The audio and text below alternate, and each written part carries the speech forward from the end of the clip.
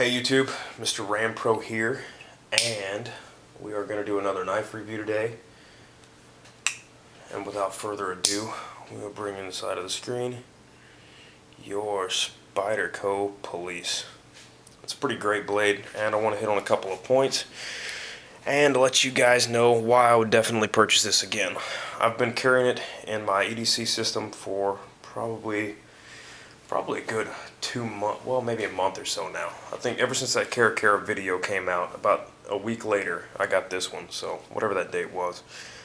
Been carrying it for a little while now, and I love it. It's overall, it's a great blade. I don't use it for much at all. I'm trying to keep that edge nice and pristine, but I do have it with me at all times inside the waistband, and it does take the place of that Cara 2. So that's what I will be using this one for. And let's clear this out and get us a good weight on it. It is a little heavier, being a full stainless steel model, so if you're going to put it in your pocket, you're probably going to weight it down. Maybe blue jeans or some more rugged material might be alright, but I think that inside the waistband works out perfectly with that stainless steel sliding out. You do have a G10 version with a full flat grind on it that might work also. I haven't tried G10 inside the waistband, but it could possibly work. I've tried the FRN and it works out alright too, so we might try that in the future. You got 5.22 on the scale. And let me get you some sizes too. With this one here, you have a fairly decent sized thumb hole.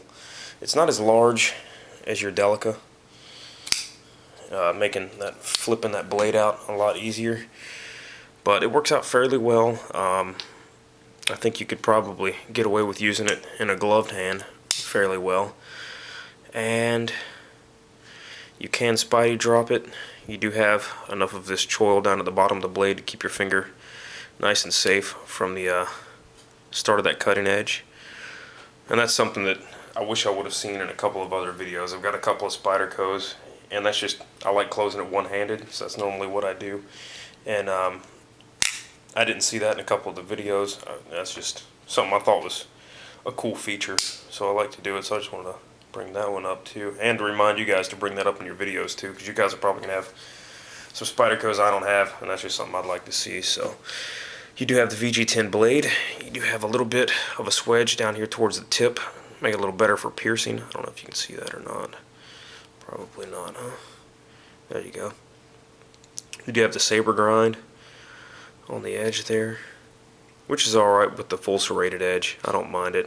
I'm not doing a lot of cutting tasks with it or anything like that. It's completely a self-defense weapon, and keep it inside the waistband like I mentioned before.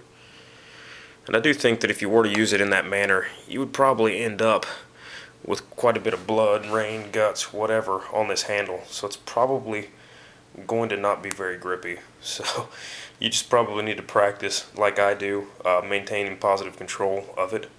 So just make sure you do that. I took special care when training with all my SWAT training and stuff like that. I do it quite a bit, so that's pretty cool. But yeah, all that good stuff. I'm an assassin too, so that's pretty cool. But we train with this stuff all the time, so it's second nature. But you guys might want to step it up a notch. No, I'm just kidding, of course. That would be cool though, wouldn't it? Yeah, it would.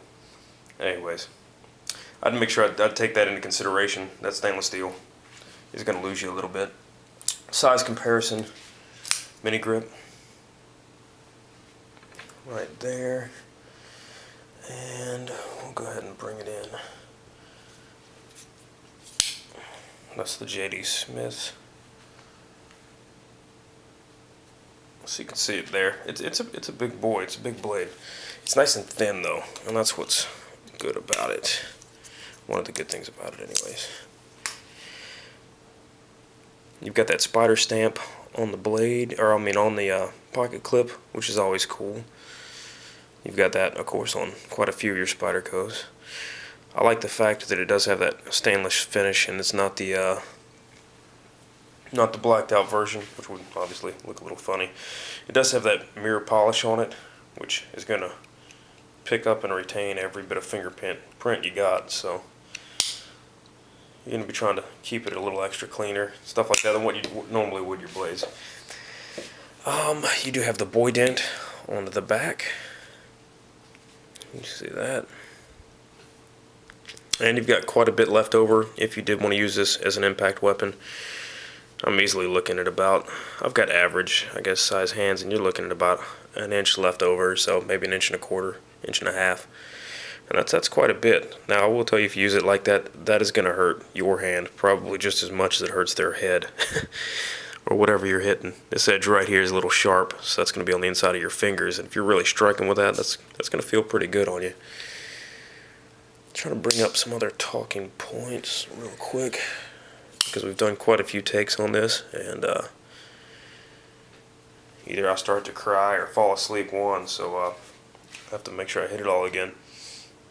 This is a Enduro 4 with a full serrated edge. You can see there for a size comparison that realistically, if you wanted to, you could do the Cara or a Enduro 4 in lieu of the SPYDERCO Police. I personally like it. It's got the cool name. It's got the nostalgia. It's been around for quite a while, so just something to check out, guys. I like it a lot, and I'll probably keep carrying it. I'll keep you guys updated if anything changes. So thanks a lot for watching. Y'all have a good one.